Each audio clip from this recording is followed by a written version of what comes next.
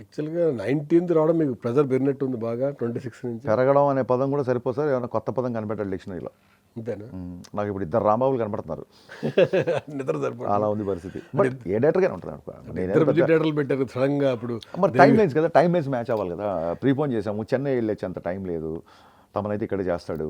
దేవిశ్రీ ప్రసాద్ కూడా చెప్పాం క్లియర్గా. అతను కూడా ఒక టైం అడిగాడు. ఆ టైంకి మేము ఇద్దరు మ్యూజిక్ డైరెక్టర్లు పెట్టడానికి వన్ అండ్ ఓన్లీ రీజన్ మా టైం లైన్స్ తప్ప, అక్కడ బెనిఫిట్ ఆఫ్ డౌట్ కానీ క్వశ్చన్ ఆఫ్ టాలెంట్ కానీ లేదు. దేవిశ్రీ ప్రసాద్ గారు సాంగ్స్ ఎంత బాగా చేస్తారో, బీజిఎం ఎంత బాగా చేస్తారు, తమన్ బీజిఎం ఎంత బాగా చేస్తాడో, సాంగ్స్ అంత నాకు సూపర్ హిట్ ఆల్బమ్స్ ఇచ్చాడు.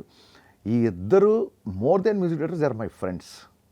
ఇద్దరు హరీష్కి ఇది చాలా ప్రెషర్ టైం అని చెప్పి ఇద్దరు నాకు సపోర్టివ్గా వచ్చారు. ఆ ఇద్దరికి TV5 వేదికగా మరొక థ్యాంక్స్ చెప్తున్నాను. కానీ నాకు వచ్చిన డౌట్ వచ్చింది, ఈ సెకండ్ సాంగ్ లాంచ్ టైంలో దేవి గారు అనుకుంటా ఇప్పుడే అయిపోయింది, ఆర్ఆర్ కూడా కొట్టేశాను, సినిమా బ్లాక్ బస్టర్ అని చెప్పారు. కానీ కట్ చేస్తే మీరు ఆర్ఆర్ టైం సరిపోవట్లేదు, మళ్ళీ తమన్ తీసుకొచ్చారు. ఆర్ఆర్ కొట్టేసినట్టే బేసిక్ ఎవరైనా చేస్తారు.